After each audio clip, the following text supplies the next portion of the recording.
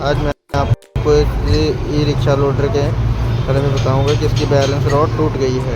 ये देखिए, ये बैलेंस रॉड है। अब इसमें आज हम इसमें एंगल लगवा के बड़ा हैवी मतलब कर देंगे ताकि ये आगे से टूटे ना। ये दिखाता हूँ कहाँ से टूटा था। यहाँ से ये इधर है,